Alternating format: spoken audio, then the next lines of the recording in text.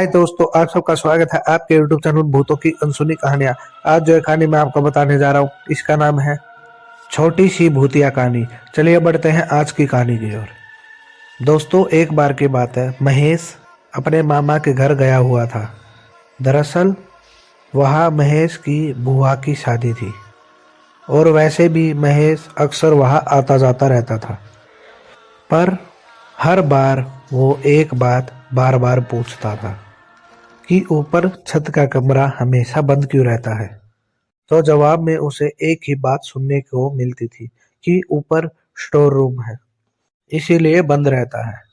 पर यहाँ आप सभी एक बात पर ध्यान रखना, और वो बात ये है कि बच्चों को अक्सर जिस चीज के लिए मना किया जाता है तो वो उसी चीज को जरूर करते हैं। घर में खुशी का माहौल था। अक्सर शादी ब्याह में कई रिश्तेदार घर में आ जाते हैं, तो सोने की व्यवस्था थोड़ी अलग होती है। उन दिनों गर्मी भी बहुत ज्यादा थी, तो पहली रात महेश ने जैसे तैसे वहां पर गुजार ली। पर उसका मन अब भी वही था। अगर ऊपर का कमरा खुला होता तो अपने दोस्तों के साथ ऊपर सो जाता। दूसरे दिन मामा को किसी काम से बाहर जाना पड़ा, तो महेश ने चुपचाप चाबी मामी से ये कहकर ले ली कि मामा ने कहा है कि वहाँ कुछ सामान है जो निकालना है।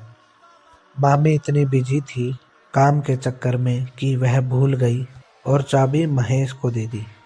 महेश चाबी लेकर खुश तो बहुत था, पर यह वह नहीं जानता था कि वह करने क्या जा रहा है। आखिर गलती उसकी भी नहीं थी। बच्चे अक्सर ऐसा ही करते हैं।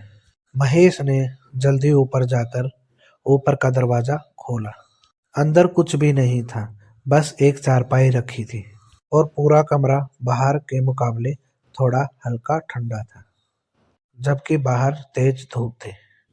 महेश अपने दोस्तों के साथ उस कमरे में पूरे दिन वहां रहा। कई बार तो उसके दोस्तों ने उसे बताया कि खिड़की अपने आप बार बार बंद हो जाती है, तो महेश ने कहा कि हवा से हो रहा होगा। धीरे धीरे रात गिरने लगी और महेश नीचे चला गया, ये चेक करने की कहीं मामा को पता तो नहीं चल गया। पर मामा तो रिश्तेदार के पीछे लगे हुए थे। महेश चुपचाप ऊपर के कमरे में जाकर लेट गया और तब तक मेरे दोस्तों को भी नींद आ गई। पर अचानक मुझे ऐसा लगा कि किसी ने मेरी चादर खींची हो। मैंने नींद में ही अपनी चादर ऊपर ली। मैं जानता था मेरे दोस्त मेरे साथ खेल रहे हैं। मैं चुपचाप लेट गया, यह बोलकर कि परेशान मत करो वरना मामा आ जाएंगे। थोड़ी देर सब कुछ शांत रहा, फिर किसी ने चादर फिर से खींची और मेरे पैरों की उंगलियों को जोर से दबाया। मैं बोलता रहा, मत करो प्लीज, सोने दो, कि तभी एक सफेद परछाई मेरे मुंह के सामने आ गई और मैं जोर से चिल्लाया और मेरी आंखें बंद थी। मेरे दोस्तों ने मुझे उठाया और कहा कि क्या हुआ महेश, क्या हुआ। मेरे पूरे चेहरे पर पसीना था। मैं डर के मारे कुछ बोल भी नहीं पाया कि तभी अचानक मामा ऊपर आ गए और हम सबको नीचे ले गए और मुझे पानी पिलाकर मुझसे प्यार से पूछा। जब मैंने बताया तो सारे रिश्तेदार डर गए। फिर मामा ने बताया कि उस कमरे में एक किराएदार रहता था जिसने फांसी लगा ली थी, पर वो आदमी बुरा नहीं था, बस चुपचाप रहता था, इसीलिए उसने किसी को नुकसान नहीं पहुंचाया।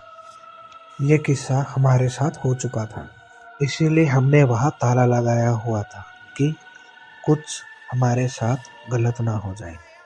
इसके बाद शादी हो जाने के बाद मामा ने रिश्तेदारों को कहने पर वो कमरा तोड़वा दिया और उसका सारा मलबा शमशान में फेंकवा दिया। तब से वहाँ सब कुछ ठीक है। और ऐसी ही कहानी को सुनने के लिए हमारे चैनल को सब्सक्राइब करें। धन्यवाद।